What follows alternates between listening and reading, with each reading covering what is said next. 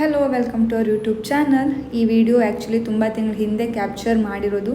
First ನಾನೇನು capture ಮಾಡಿದ್ದೆ ವೀಡಿಯೋಸ್ನೆಲ್ಲ edit ಮಾಡಿ ಶೇರ್ ಮಾಡಿಕೊಂಡು ಇವಾಗ ಪ್ರೆಸೆಂಟ್ ಏನಿದೆ ಆ ವಿಡಿಯೋನ ಶೇರ್ ಮಾಡೋಣ ಅಂತ ಅಂದ್ಕೊಂಡಿದ್ದೀನಿ.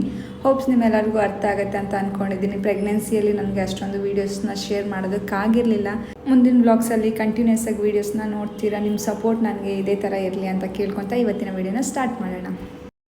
ಹಲೋ, ಇವಾಗ ನಾವು ಗಾಂಧಿ ಮೈದಾನದ ಹತ್ರ ಇದ್ದೀವಿ.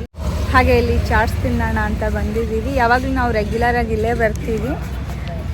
ನಾನು ಪ್ರಜ್ವಲ್ ಅವರು ಅಲ್ಲಿ ಚಾಟ್ಸ್ ಹೇಳಿ ಬಂದಿದ್ದಾರೆ. 2 ಮಸಾಲೆ ಪುರಿನ ತೊಗೊಂಡಿದ್ದೀವಿ. ತುಂಬ ಚೆನ್ನಾಗಿ ಮಾಡ್ತಾರೆ. ಇಲ್ಲಿ ಪಾರ್ಕ್ ಪಕ್ಕನೇ ಇರೋದ್ರಿಂದ ಇಲ್ಲಿ ಕೂತ್ಕೊಂಡು ತಿನ್ನೋದಕ್ಕೂ ಸ್ವಲ್ಪ ಚೆನ್ನಾಗಿರುತ್ತೆ. ಹಾಗೆ ಫ್ರಂಟ್ ನಮಗೆ ಹೈವೇ ಇದೆ, ಗಾಡಿ ಎಲ್ಲ ಹೋಗ್ತಾ ಇರತ್ತೆ, ನೋಡ್ಕೊಂಡು ಹಾಗೆ ಆರಾಮ್ಸೆ ತಿನ್ಬೋದು.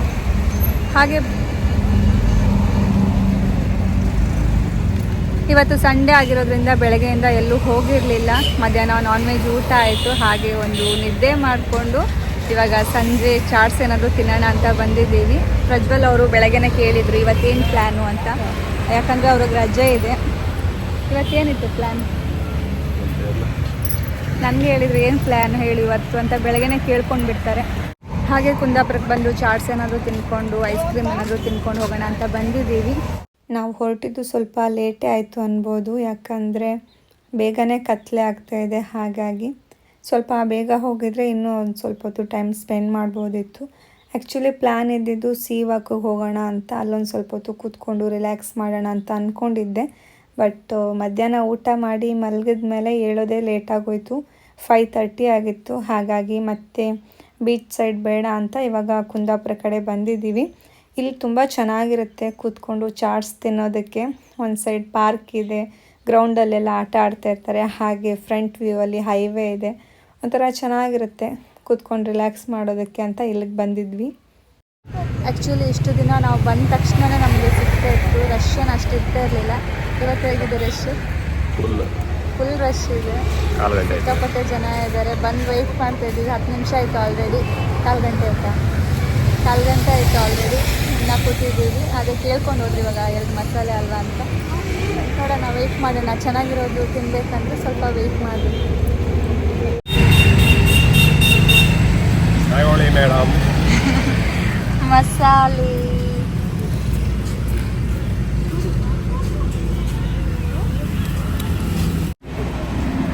ಚೆನ್ನಾಗಿದೆಯಾ?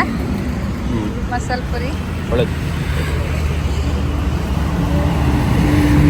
ನಮ್ಮ ಫೇವ್ರೆಟ್ ಪ್ಲೇಸ್ ಇದೆ.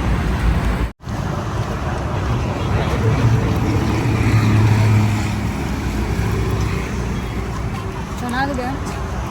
ಯಾವಾಗಲೂ ಇಲ್ಲೇ ಬರ್ತೀವಿ. ಯಾರಾದರೂ ಕುಂದಾಪುರದಲ್ಲಿ ಬಂದಿದ್ರೆ ಒಂದ್ಸತಿ ಇಲ್ಲಿ ಟೇಸ್ಟ್ ನೋಡಿ. ಸಕ್ಕತ್ತಾಗಿ ಮಾಡ್ತಾರೆ. ಬೇರೆ ಎಲ್ಲೂ ನೀವು ಮಸಾಲೆ ಪುರಿ ಇಷ್ಟಪಡಲ್ಲ, ಅಷ್ಟು ಚೆನ್ನಾಗಿರುತ್ತೆ. ಎಲ್ಲನೂ ಅಷ್ಟೇ, ಪಾನಿಪುರಿ, ಮಸಾಲೆ ಪುರಿ ಎಲ್ಲ ಚೆನ್ನಾಗಿರುತ್ತೆ. ಯಾರಾದರೂ ಬಂದರೆ ಒಂದ್ಸತಿ ಟೇಸ್ಟ್ ಮಾಡಿ.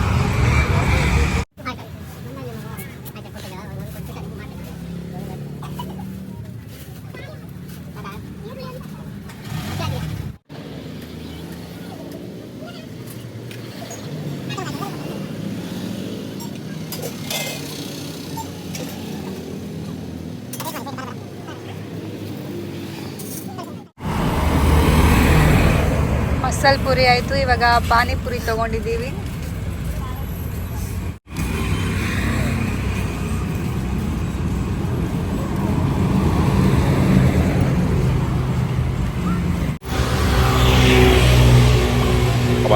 ಪಾನಿಪುರಿ ಎಲ್ಲ ತಿಂದು ಹೊರಟ್ವಿ. ಅಷ್ಟರಲ್ಲಿ ಇನ್ನೇನು ಮಳೆ ಸ್ಟಾರ್ಟ್ ಆಗಿದೆ. ನೋಡೋಣ, ಹೊರಡೋಷ್ಟರೊಳಗೆ ಜಾಸ್ತಿ ಮಳೆ ಬರುತ್ತೆ ಇಲ್ವೋ ಗೊತ್ತಿಲ್ಲ. ಬಟ್ ಇವಾಗ ಕುಂದಾಪುರಕ್ಕೆ ಹೋಗೋಣ. ಅಲ್ಲಿ ಐಸ್ ಕ್ರೀಮ್ ಏನಾದರೂ ತಿನ್ನಬೇಕು ಅಂತ ಅಂದ್ಕೊಂಡಿದ್ದೀನಿ. Ice cream ತಗೊಡ್ತೀರಾ? ಪ್ರಭುಗೆ ಹೋಗೋಣ. ಪ್ರಭುಗೆ ಹೋಗಿ ಐಸ್ ಕ್ರೀಮ್ ತಿನ್ಕೊಂಡು ಹಾಗೆ ಮನೆಗೆ ಹೊರಡೋಣ.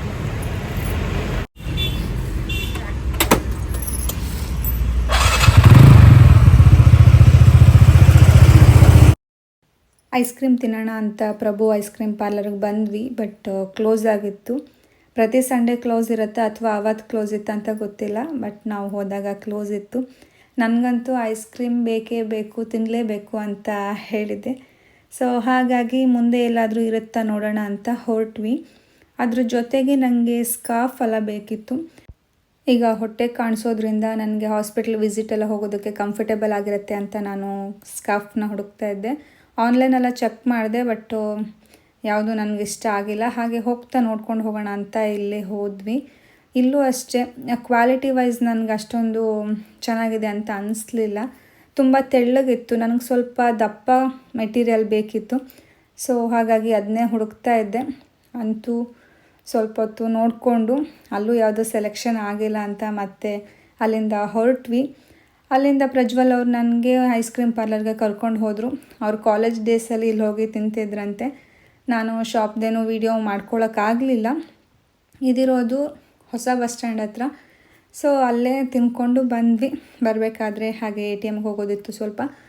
ATMಗೆ ಹೋಗಿ ಅಮೌಂಟ್ನೆಲ್ಲ ಡ್ರಾ ಮಾಡಿಕೊಂಡು ಅಲ್ಲಿಂದ ಹೊರಟ್ವಿ. ಹಾಗೆ ಮನೆಗೆ ಬರ್ತಾ ಚೋಟುಗೆ ಮತ್ತು ಸಂಚಿತಿಗೆ ಏನಾದರೂ ತಿಂಡಿ ತೊಗೊಂಡು ಹೋಗೋಣ ಅಂತ ಮನೆ ಹತ್ತಿರ ಇರುವಂಥ ಬೇಕ್ರಿ ಹತ್ರ ನಿಲ್ಲಿಸಿದ್ವಿ. ಬೇಕ್ ಬೈ CS ಅಂತ, ಇದು ರೀಸೆಂಟಾಗಿ ಓಪನ್ ಮಾಡಿದ್ದಾರೆ, ನಮ್ಮ ಮನೆ ಹತ್ರನೇ ಇರೋದು. ಸೊ ಇಲ್ಲೇ ತೊಗೊಳ್ಳೋಣ ಅಂತ ನಾವು ರೆಗ್ಯುಲರಾಗಿ ಇಲ್ಲೇ ತೊಗೊಳ್ತೀವಿ.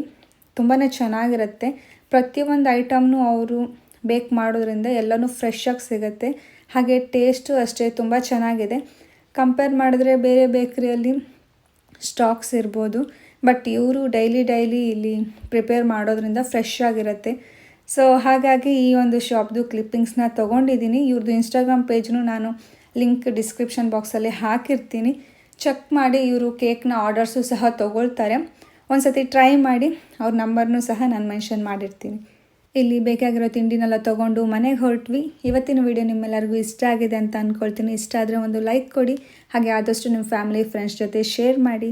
ಮುಂದಿನ ವಿಡಿಯೋದಲ್ಲಿ ಮತ್ತೆ ಸಿಗ್ತೀನಿ. ಅಲ್ಲಿವರೆಗೂ ಟೇಕ್ ಕೇರ್. ಬಾಯ್.